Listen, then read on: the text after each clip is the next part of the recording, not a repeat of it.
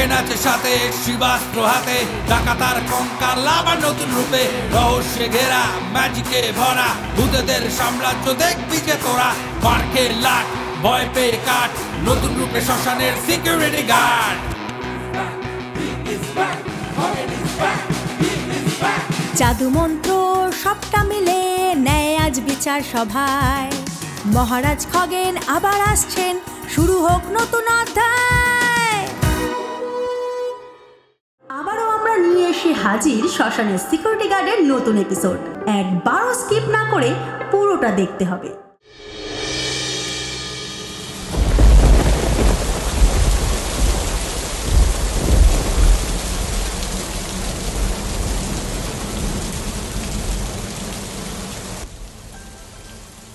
পার্থদা, কোনোদিন ভাবিনি আমাকে এরকম একটা দিন দেখতে হবে।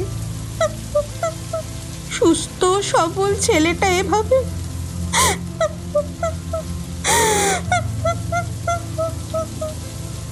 আহা, কেঁদো না, আমরা তো আছি, সব রকম চেষ্টা করা হবে। ও আমাদের অবসানের প্রাণ। এসব কি বলছেন পার্থদা? কি করবেন আপনি? ওনাকে মিথ্যে প্রবোধ দিয়ে কিন্তু কোনো লাভ নেই। কি বলতে চাইছো তুমি নব? এখন কি এসব বলার সময় নাকি? বসুধা, মা, তুমি ভয় পেও না, নিশ্চিন্তে বাড়ি ফিরে যাও। ধীমান ভালো হাসপাতালে আছে, ভালো ডক্টরদের আন্ডারে। আপনারা আছেন বলেই মনে সাহস রাখছি কাকাবাবু। দাঁড়ান বসুধা, ছেলেকে ভালো করতে গেলে আপনাকে আমাদের সত্যি কথাগুলো বলতে হবে। যে আমি জানি আপনারা নাস্তিক ফ্যামিলি, আপনাদের তাই সমাজে সো কল প্রগতিশীল বলে একটা স্টেটাস আছে, কিন্তু এই স্টেটাস বজায় রাখতে আপনি যদি আমার কাছে সত্যিটা চেপে যান, তাহলে কিন্তু আপনার ছেলেরই বিপদ হবে। কি সব বলছেন আপনি? আমি কোনো সত্য লুকাইনি।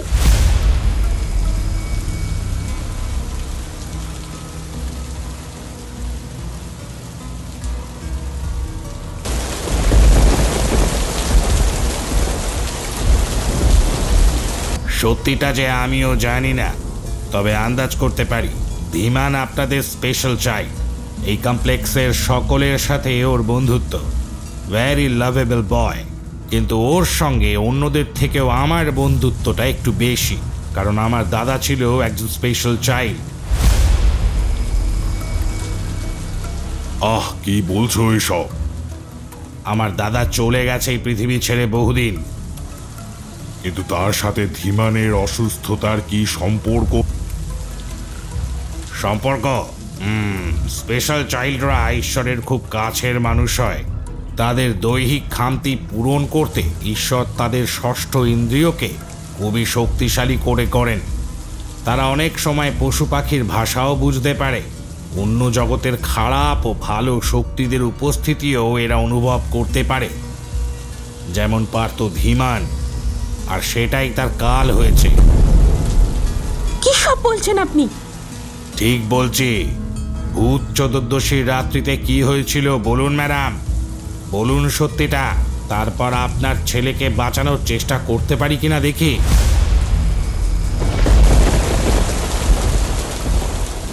ভূত চতুর্দশীর রাত্রি? কি হয়েছিল? কি হয়েছিল? কিচ্ছু হয়নি। কেন লুকোচ্ছেন ম্যাম? বলে দিন, এর ওপর নির্ভর করছে আপনার ছেলের জীবন। আর পারছি না। ছেলেটা আমার বড় ভালো। এখানে এমন কোনো মানুষ নেই যে ওকে ভালোবাসেনি। দিনগুলো কাটছিল ভালোই, কিন্তু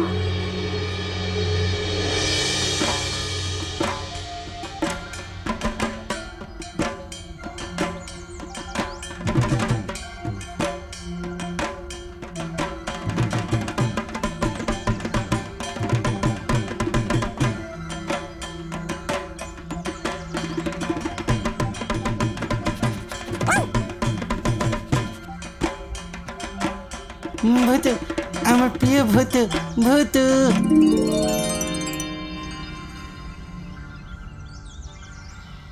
আরে বসুধা, আমার চশমাটা দেখেছো? তোমার কাছে কাপড় দিতে এসেছিলাম, তখন পড়েছিলাম, ঘরে এখন আর দেখতেই পাচ্ছি না।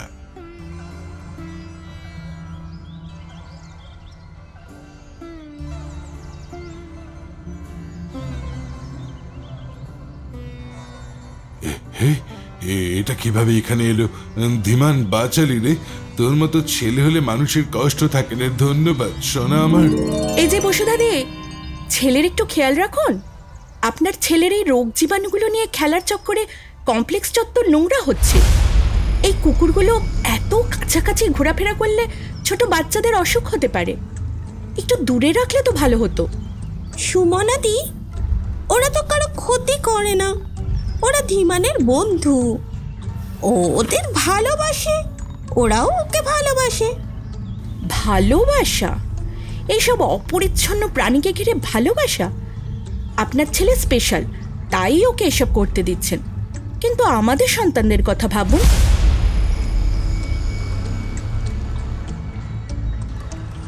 বসুধাদি, সুমানাদির কথায় কিছু মনে করো না। ধীমান এই কমপ্লেক্সের চোখের মনি, ও সকলের উপকারে আসে।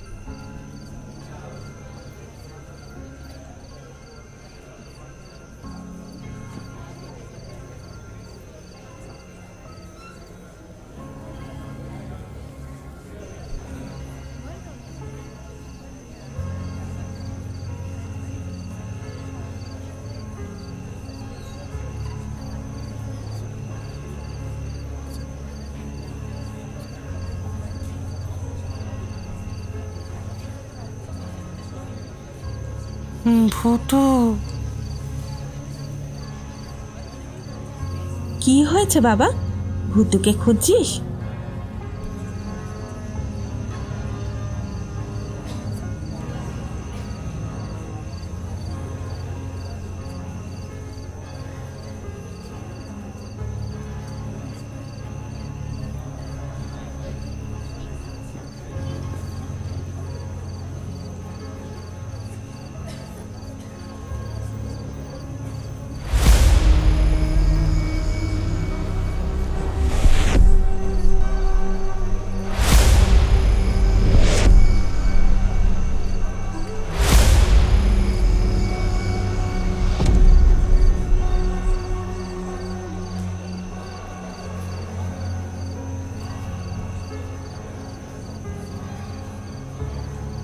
ধীমান, যাস না রে বাবা, ও ও আর নেই।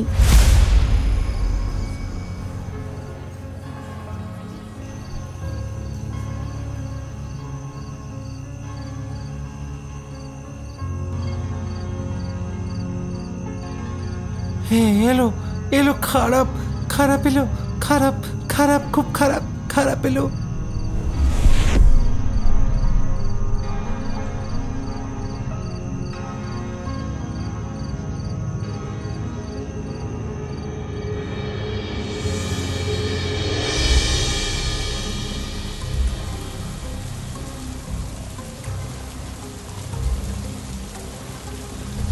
তারপর সেদিনের ব্যাপারটা আমার কেমন জানি লেগেছিল। ধীমান কিন্তু মিথ্যে কথা বলে না। সেদিনও কিছু দেখতে পেয়েছিল যা আর 5 জন দেখতে পায় না, এটা আমি নিশ্চিন্ত। কিন্তু একটা অদ্ভুত চিন্তা মনের মধ্যে কাজ করছিল। কি দেখলো আমার ওই অবোধ ছেলেটা? কুকুরটাই বা অভাবে মারা গেল কেন? সব কিছুরই একটা কারণ কিন্তু থাকে বসুধা, বিনা কারণে কোনো কিছুই হয় না। জাগে তারপর ভেবেছিলাম আমার নিরীহ ছেলেটা ভয় পেয়েছে, কিন্তু ব্যাপারটা শুধু সেখানেই আটকে থাকলো না। আমি আসলে বুঝতে পারিনি নবদা, ছেলেটার সেদিনের ব্যবহার শুধু একটা কিছু থেকে ভয় পাওয়া মনে হয়েছিল।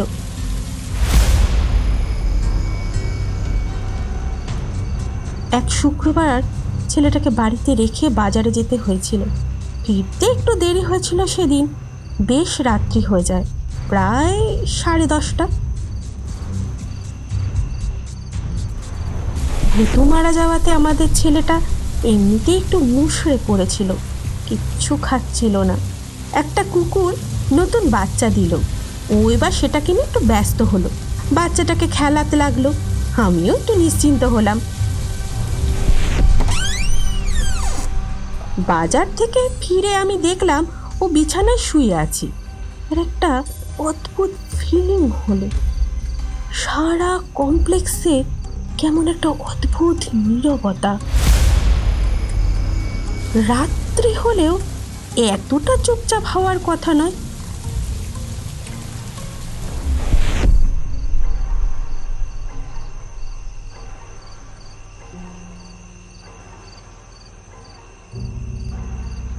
কি হয়েছে বাবু? তোর মুখটা এরকম শুকনো লাগছে কেন? আয় দেখি কপালটা। এ কি? এখন আমি কি করি? ডাক্তার চক্রবর্তী তো ছুটিতে। দাঁড়া বাবা, দাঁড়া।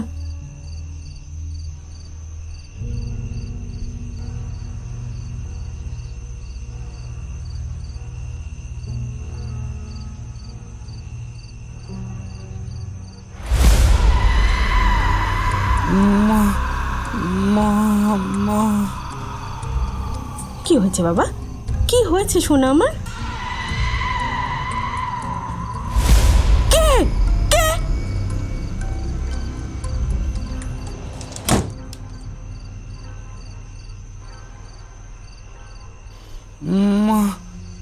কি বাবা বল। আমি কোথাও যাচ্ছি না বাবা, কোথাও যাচ্ছি না। কিন্তু কিন্তু ওটা কি ছিল?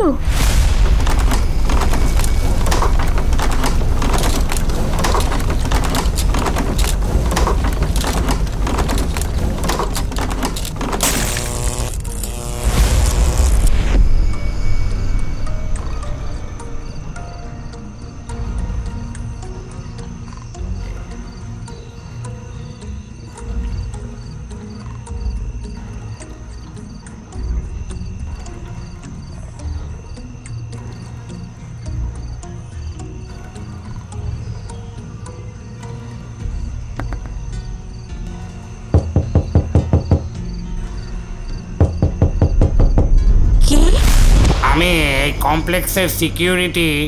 আমাদের ট্রান্সফরমার বাস করেছে গো, কারেন্ট আসতে দেরি হবে।